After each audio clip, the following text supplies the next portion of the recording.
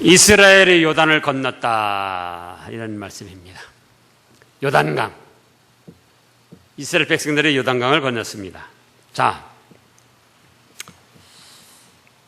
이 요단강은 이때 당시 이스라엘 백성들에게는 실제로 자기들이 건너야 할 강, 곧 젖과 꿀이 흐르는 가나안 복지를 들어가기 위해서 꼭 건너야 할 강이었다, 그겁니다. 그럼 오늘날은 뭘 뜻하는가? 오늘날은 젖과 꿀이 흐르는 신령한 세계에 들어가기 위해서 우리가 꼭 넘어야 할, 건너야 할 난관들을 뜻하는 겁니다. 그러면은 요단을 건너는 비결, 이 난관을 건너고 이겨내는 비결은 무엇인가? 첫째, 대지에서 요단강을 건너는 비결 말씀했는데 1번으로, 1대지 1번으로 제사장이 여호와의 언약궤를 메고 앞서가라 그랬습니다. 3장 1절부터 보면 또 여호수아가 아침에 일찍 일어나 그와 모든 이스라엘 자손들과 더불어 시딤에서 떠나 요단에 이르러 건너가기 전에 거기서 유숙하니라. 요단강을 눈앞에 놓고 이제 거기서 저녁을 보내게 됐습니다. 사울 후의 관리들이 진죽으로 두루다니며 3절에 백성들에게 명령하여 이르되 너희는 레위 사람 제사장들이 너희 하나님 여호와의 언약궤를 메는 것을 보거든 너희가 있는 곳을 떠나 그 뒤를 따르라. 그래서 제사장들이 언약궤를 메고 앞서 가라는 거예요. 6절에도 보면은 여호수아가 또 제사장들에게 말하여 이르되 언약궤를 메고 백성에 앞서 건너라. 제사장들에게 명하니까 곧 언약궤를 메고 백성에 앞서 나간다.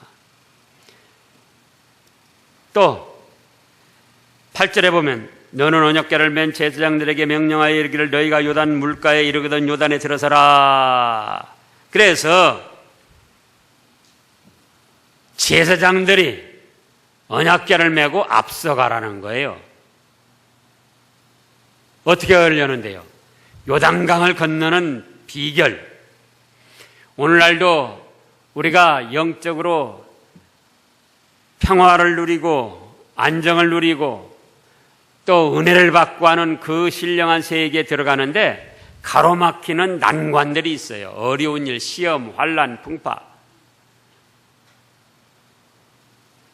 그거를 어떻게 하면 건너게 될 것인가? 1번으로 어떻게 하라고 그랬다고요? 제사장이 여호와 언약궤를 메고 앞서가라. 오늘도 목사나 전문 사역자들이 하나님의 말씀을 붙들고 먼저 순종하고 나가라는 거예요. 언약궤를 메고 나가라는 거는 먼저 믿고 순종하고 나가라, 그겁니다. 목사 자신이 하나님의 말씀을 믿지 못하면서 어떻게 성도들에게 믿으라고 가르치느냐, 그거예요. 자신이 순종하지 않으면서 어떻게 순종하고 따라오라고 할 수 있느냐, 그겁니다. 그래서 오늘날도 우리가 하늘나라에 가는 과정에서 또 현실에서도 젖과 꿀이 흐르는 은혜의 세계, 평안의 세계, 그런 복된 세계를 들어가는 데는 가로막히는 난관들이 있다 겁니다. 어려운 일, 시험, 환난, 풍파. 그거를 건너는 비결, 이겨내는 비결은 먼저 목사나 전문 사역자들이 말씀을 믿고 붙들고 순종하며 앞서가며 본을 보여라, 그겁니다.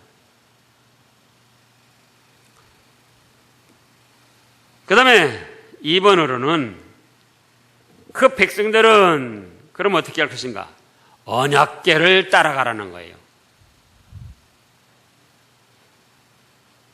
제사장을 따라가라 하지 아니하고 언약궤를 따라가라는 거예요.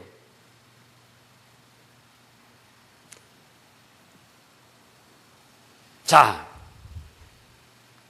3절에 백성에게 명령하여 이르되 너희는 레위 사람 제사장들이 너희의 하나님 여호와의 언약궤를 메는 것을 보거든 너희가 있는 곳을 떠나 그 뒤를 따르라. 그러나 너희와 그 사이 거리가 2000규빗쯤 되게 하고 그것에 가까이 하지는 말라. 제사장들이 언약궤를 매기는 맸지만은 제사장을 따라가면 안 돼요. 그럼 뭘 따라간다? 언약궤를 따라가는 거예요. 언약궤. 제사장을 따라가려고 그러니까는 시험에 들고 어려움을 당하는 거예요. 제사장도 인간인 거요. 목사나 하나님의 종들이 말씀을 붙들고 전하고 믿고 순종하고 나가지만 그렇다고 해서 목사를 따라가면 안 돼요. 목사가 전하는 말씀, 성경 말씀, 하나님의 말씀, 그 말씀을 믿고 붙들고 따라가는 거예요. 그런데 2000규빗쯤 되게 하고 가까이는 가지 말라 그랬습니다. 얼마쯤 되게 하고요? 2000규빗. 2000규빗이면 약 1000m예요. 1000m. 45cm 내지 50cm가 0.5m가 하여간 1규빗이니까 2000규빗이니까 약 1000km. 좀 가까이 가면 좋잖아요? 그런데 최소한 거리가 2000규빗이고 그것에 더 가까이는 하지 말라는 거예요. 이건 무슨 뜻인가? 언약궤는 세 가지 뜻이 있습니다.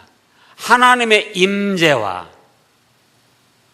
하나님의 보호와 하나님의 역사하심의 뜻이 있습니다. 즉 언약궤지만 그 언약궤를 중심으로 하나님의 세계라는 거예요. 하나님이 임재하시고 하나님이 보호하시고 하나님이 만능으로 역사하시는 그 세계. 다시 말하면 하나님의 신성을 침범하지 말라는 겁니다. 하나님의 거룩하신 세계를 침범하지 말라는 거예요. 마치 뭐가 마찬가지인 거니? 출애굽기 3장 5절 말씀을 보겠습니다. 출애굽기 3장 5절. 모세가 광야 생활하다가 호렙산에서 가시나무 떨기에 불이 활활 타오르는데 그러면서도 불타 없어지지는 않고 계속 활활 타오르는 걸 봤어요. 아, 신기하다. 저게 어떤 일일까? 그래서 3절부터 보면 출애굽기 3장 3절. 이에 모세가 이르되 내가 돌이켜 가서 이 큰 광야를 보리라. 떨기나무가 어찌하여 타지 아니하는고 하니 그때에 여호와께서 그가 보려고 돌이켜 오는 것을 보신지라. 하나님의 딸기나무 가운데서 그를 불러 이르시되 모세야 모세야 하시매 그가 이르되 내가 여기 있나이다. 5절 읽어보세요. 하나님이 이르시되 이리로 가까이 오지 말라. 네가 선 곳은 거룩한 땅이니 네 발에서 신을 벗어라. 보세요. 이 딸기나무에 불이 훨훨 타오르는데 타 없어지지도 않고 그대로 있으면서 훨훨 불이 타오른다 그거예요. 너무나도 신기했어요. 가까이 가서 좀 보자. 근데 하나님은 뭐라고 하셨어요? 가까이 오지 말라. 너가 서 있는 곳은 거룩한 땅이다. 하나님이 임재하시고 보호하시고 역사하시는 거룩한 하나님의 영역이다 그거예요. 그 거룩한 세계, 하나님의 신령한 세계, 신성의 세계는 사람이 침범하면 안 된다 그거예요.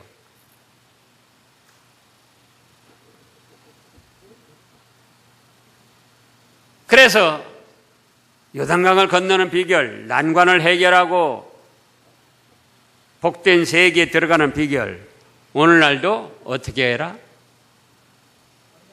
언약궤를 메고 제사장들이 앞서라. 제사장들, 목사들이 하나님의 말씀을 믿고 순종하며 앞서가며 본을 보여라 그거예요. 그러면 백성들은 그 말씀을 앞세우고 뒤에서 따라가라는 거예요. 여기도 중요한 뜻이 있어요.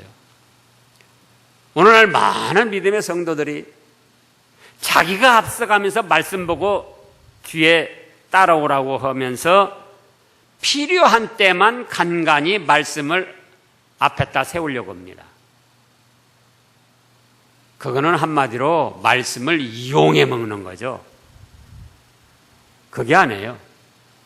언제나 말씀을 앞세우고 자기는 그 말씀을 뒤에서 따라가야 돼요. 그러면서도 하나님의 거룩한 세계는 침범하지 말고 경외를 하면서, 자, 시편 119편 105절 말씀을 보겠습니다. 시편 119편 105절.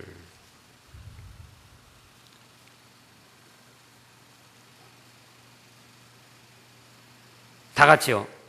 주의 말씀은 내 발의 등이요 내 길의 빛이니이다. 내 발의 등으로 빛을 삼고 앞세우고 나가야지, 내 발 뒤꿈치, 내 등 뒤에다 말씀을 세워서는 안 된다 그 말이에요. 말씀은 내 발의 등이요. 등을 따라 나가는 게 등을 앞세우고, 내 길의 빛이라. 내가부터 갈 길을 정해놓지 말고 말씀이 빛이니까 말씀이 원하시는 대로 나는 그 말씀 빛을 보고 따라가는 거예요. 순종하는 거예요. 그 다음에 1대지 3번으로 성결하게 하라, 스스로 거룩하게 하라, 그겁니다. 지금 5절에 보면 여호수아가 또 백성에게 이르되 너희는 자신을 성결하게 하라.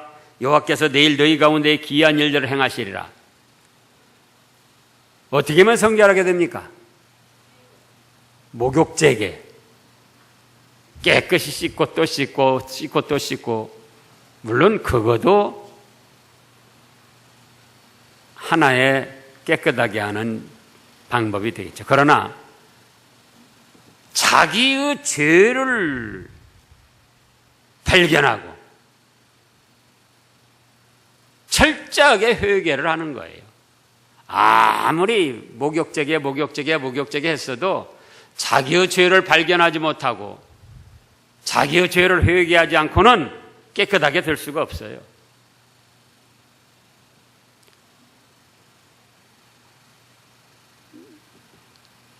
너희는 자신을 성결하게 하라. 자신을 성결하게 하라. 다른 사람 바라보고 깨끗하네 더럽네 하지 말고 다른 사람 깨끗하게 해주려고 말고 누구를 성결하게 하라고요? 자신의 죄를 찾아서 자신부터 회개하고 바로 서라는 거예요. 자신부터. 또 누구에게 지적받고 책망받고가 아니고 자신 스스로가 양심적으로 자기의 죄를 찾아서 깨닫고 회개하라는 거예요. 꼭 지적받고 책망받고 찔림받고 또 어떤 징계를 조금 받고 그러고 나서 회개하지 말고 지적받기 전에, 책망받기 전에, 찔림받기 전에, 징계받기 전에 자신이 먼저 자신의 죄를 발견하고 회개하고 바로 서라는 겁니다. 그럴 때에 우리 앞에 놓여 있는 난관과 환난과 시험과 여러 가지 고난을 통과할 수가 있어요. 1번은 뭐라고요? 목사나 전문 사역자들이 말씀을 먼저 믿고 순종하며 앞서 나간다. 2번은 백성들이 말씀을 앞세우고 뒤세우지 말고 말씀을 앞세우고 또 하나님의 거룩한 세계는 침범하지 말고 경유하면서 그러면서 나아가라. 3번으로는 스스로 자신의 죄를 발견하고 깨닫고 회개하고 바로 서라. 그 다음에 이제 두 번째 대지로요. 두 번째 대지라는 건 큰 가지다. 그거의 큰 가지. 여호와께서 여호수아를 백성 앞에 크게 해주신다 그랬습니다. 7절부터 보면 여호와께서 여호수아에게 이르시되 내가 오늘부터 시작하여 너를 온 이스라엘의 목전에서 크게 하여 내가 모세와 함께 있었던 것 같이 너와 함께 있는 것을 그들이 알게 하리라. 너는 언약궤를 맨 제사장들에게 명령하여 이르기를 너희가 요단 물가에 이르거든 요단에 들어서라 하라. 여호수아가 이스라엘 자손에게 이르되 이리 와서 너희의 하나님 여호와의 말씀을 들으라 하고, 지금 말은 누가 하죠? 여호수아가 하는 거예요. 여호수아 자신이 하면서도 내 말 들으라 하지 아니하고 하나님의 말씀을 들으라는 거예요. 여호수아에게는 하나님이 말씀하셨고 백성들에게는 여호수아가 말씀을 전하는데 내가 말을 타니 내 말 들으라 아니고 누구 말씀을 들으라? 하나님 여호와의 말씀을 들으라 겁니다. 그래서 오늘날도 목사가 전해도 목사의 말로 들으면 안 돼요. 성경 말씀을 증거할 때는 목사가 전하건 전도사가 전하건 누가 전하든지 간에 그건 하나님이 나에게 주시는 말씀이에요. 그렇게 믿고 받아들일 때에 그 말씀이 역사를 합니다. 그 다음에 이제 하나님의 뜻을 알게 해 주신다는 거예요. 여호수아에게 지금 10절에 보면 또 말하되 살아계신 하나님이 너희 가운데 계시사 가나안 족속과 헷 족속과 히위 족속과 브리스 족속과 기르가스 족속과 아모리 족속과 여부스 족속을 너희 앞에서 반드시 쫓아내실 줄을 이것으로 너희가 알리라. 왜냐하면은 지금 이 가나안 족속들이 어떤 족속들이죠? 단순하게 장대하다. 그래서 장대하다. 큰 거인 족속이란 말이에요. 거인 족속, 자이언트. 그러니까 그 전에 정탐꾼 처음에 보냈을 때 12명이 갔다 와서 뭐라고 그랬죠? 우리는 그들의 밥이고 그들에 비하면 우리는 메뚜기다 그랬어요. 메뚜기.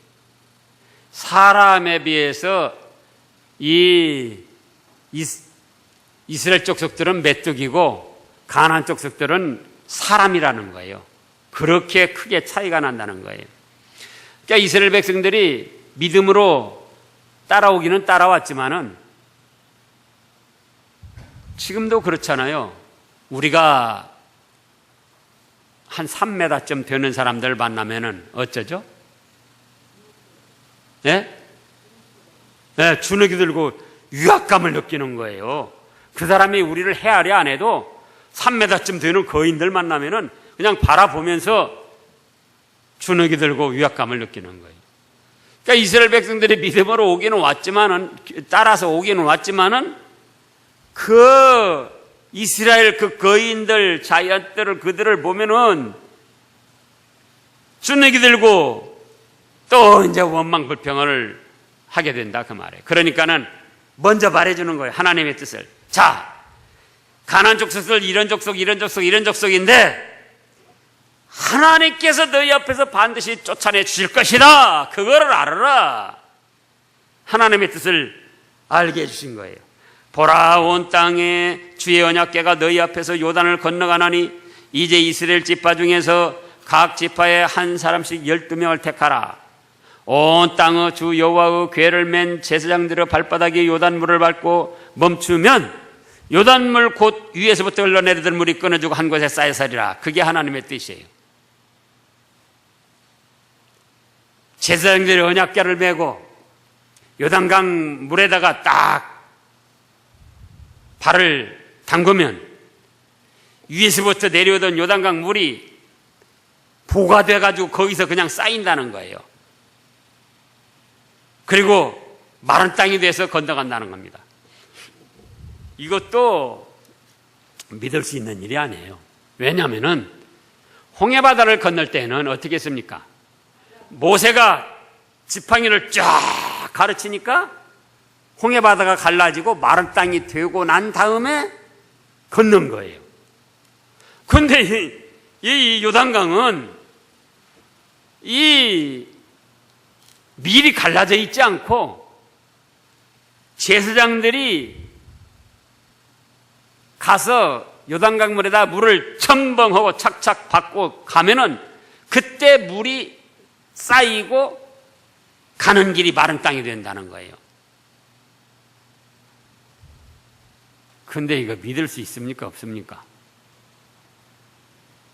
제사장들도 나한테 무슨 능력이 있다고. 백성들도 그러는 거예요. 아니 뭐 여기 광야 세월 같이 오고 비스덕에 왔는데 자기들이 무슨 능력이 있다고 뭐 요단강 물을 밟으면은 그 물이 그치겠어?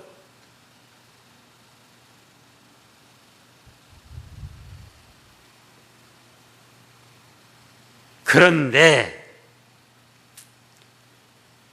14절부터 보면은 백성들이 요단강을 마른 땅으로 건너갔습니다. 이때 당시 15절에 보면 요단강 물은 곡식을 거두는 시기에는 항상 언덕이 넘칠 정도로 만수가 돼서 출렁출렁했어요. 요단강도 우기에 보면 별게 아니에요. 그래서 뭐 시냇가 그런 정도밖에 안 돼요. 근데 곡식 거둘 때라는 거는 지금 5, 6월 6, 7월을 말합니다. 보리, 밀 이래를 주식으로 했으니까. 그러면 지금도 우리나라도 이 5, 6월, 7월에 장마가 지면서 비가 많이 오잖아요. 그러니까 이스라엘도 그래가지고 그때는 꼭 출렁출렁 두까지 넘실거렸다 그거예요. 그러니까 제사장들도 요단강 물을 밟으면 위에서부터 멈춰가지고 쓴다고 그럴 때 도대체 내가 무슨 능력이 있다고. 만약에 요단강 물 밟아가지고 물은 그대로 흘러가면은 내가 계속 나갈 수도 없고 나만 요단강 물에 빠져 죽으란 말인가. 뚝까지 넘실거리는 그걸 생각해 보라고요. 영산강도. 남평에도 가보면은 지금은 별거 아닌데 물 올 때 보면은 제가 몇 번 봤어요. 양쪽 뚝까지 넘실넘실해요.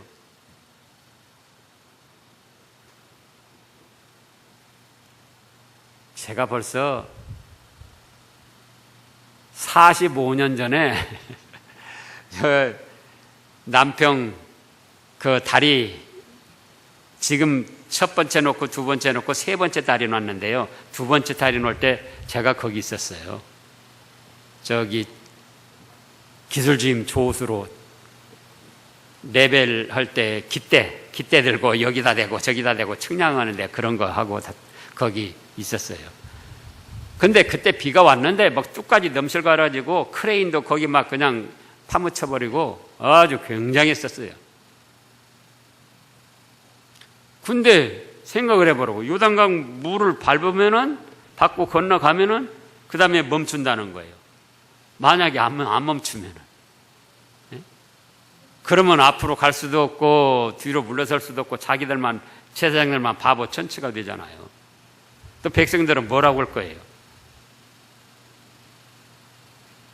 그런데, 15절에, 요단이 곡식 거두는 시기에는 항상 언덕에 넘치더라. 궤를 맨 자들이 요단에 이르며 궤를 맨 제사장들의 발이 물가에 잠기자. 이제 한 번 잠기가 아니라 물가에 첨벅첨벅하고 들어간 거예요. 잠기자. 16절 읽어보세요. 곧 위에서부터 흘러내리던 물이 그쳐서 사르단에서 가까운 매우 멀리 있는 아담 성읍 변두리에 일어나 한 곳에 쌓이고 아라바의 바다 여매로 향하여 흘러가는 물은 온전히 끊어지고 백성이 여리고 앞으로 바로 건널세. 아래로 내려가는 사해바다로 내려가는 그 물은 온전히 끊어지고 그 위에 내려오던 물은 자꾸 쌓여서 멀리부터 쌓여가지고 내려오지 않더라 그거예요. 역사가 일어났습니다. 누구의 역사입니까? 제사장의 역사가 아니에요. 제사장이나 백성들은 말씀을 믿고 순종만 하는 거예요. 그러면 역사는 하나님이 하시는 거예요. 그런데 오늘날 목사들도 그렇고 성도들도 그렇고 말씀을 순종하다가 자기들이 능력이 있어서 뭘 역사를 이룰 것으로 생각하다가 자기들을 생각해 보니까 자기들은 별게 아니거든요. 그러니까 나 같은 것이 말씀 순종한다고 해서 뭐가 이루어질까? 그리고는 말씀 순종을 않는 거예요. 그러면 제사장이나 백성들을 할 일은 믿고 순종하는 것이다. 뭐라고요? 네, 제사장, 목사나 성도들이 할 일은 하나님 말씀을 믿고 순종하는 거예요. 역사는 그 다음에 하나님이 하시는 거예요. 역사를 자기가 이루려고 하지 말아요. 신방 다니는 분들도 마찬가지예요. 아픈 집이나 어려운 집 자기가 가서 해결할 것처럼 아니에요. 우리는 말씀을 믿고 순종하고 전하고 성도들 보살피라고 했으니까 보살피고 기도하라 했으니까 기도하고 하는 거예요. 그러면 역사는 누가 하신다? 역사는 하나님이 하시는 거예요. 하나님이. 자기가 역사를 일으키려고 하니까 거기서 마귀 올무에 걸려들고 주눅이 들고 어려움을 당하는 거예요. 자기가 가가지고 말씀을 순종해서 어떤 역사가 이루어졌습니다. 그래도 그 역사는 누가 했다? 하나님이 하셨다. 그거 하나님이. 자기가 한 것처럼 생각하면 안 돼요.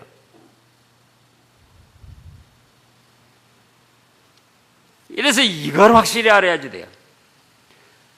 목사나 성도들은 말씀을 믿고 순종하면 된다. 역사는 누가 하신다? 역사는 하나님이 하신다. 성도들 개인도 마찬가지. 나는 말씀을 믿고 순종하면 된다. 그 다음에 역사는 누가 하신다? 하나님이 하신다. 그래서 위로부터 내려오던 요단강물이 딱 멈추고 그 아래로는 마른 땅이 돼서 건너게 됐더라 그겁니다. 자, 베드로가 밤새도록 고기를 잡았습니다. 한 마리도 못 잡았습니다. 예수님은 뭐라고 하십니까? 그물을 깊은 데 던져라. 예, 제가 밤이 맞도록 수고하여 얻은 것이 없지만 말씀에 의지하여 그물을 내리이다. 믿고 순종했어요. 그랬더니 역사는 누가 하셨죠? 역사는 예수님이 하신 거예요. 베드로가 한 게 아니에요. 베드로는 믿고 순종만 한 거예요. 그런데 되게 믿으려고도 하고 자기가 먼저 판단하는 거예요. 요단강물 밟는다고 될까 말까, 안 됐을 때 내가 그 얼마나 부끄러울까? 백성들은 또 나를 어떻게 생각할까? 가족들끼리도 마찬가지. 먼저 믿은 사람이 말씀을 믿고 순종하면은 역사는 누가 하신다? 그 가정의 난관이나 어려움은 하나님이 역사하시는 거예요. 하나님이. 자기가 하는 게 아니에요. 우리는 말씀을 믿고 순종할 뿐이다. 역사는 누가 하신다? 하나님이 하십니다. 기도하겠습니다.